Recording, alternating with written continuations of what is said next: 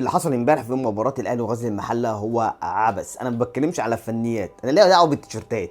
تخيل انت اللعيب ده لابس ماركه تيمبو على كتاف اديداس مثلا، بس ثانيه واحده الثلاث خطوط اللي على الكتف دي متركبه اصلا ضاربينها، وكل الفريق شايل تيمبو وحاطط اديداس. والله كل قصه ان الفرقه ما جاش الطقم التاني بتاعهم من اديداس او ما اشتروش يعني، فقرروا ان هم يلعبوا مباراه الاهلي بالطقم بتاع السنه اللي فاتت. فجه اداري الفريق يا باشا اشتغل ترزي، قعد بقى اي في القميص وضرب لنا حته اديداس زي الفل، دار علامه تيمبو باديداس، ورسم لنا 3 خطوط على الكتف، وساب بقى التمبلت زي ما هو بتاع تيمبو بتاع السنه اللي فاتت. عمل لك كده شكل جديد. يا ريت مثلا علامه اديداس كانت مظبوطه على كل اللعيبه، لا تحس ان هي ابيبوس.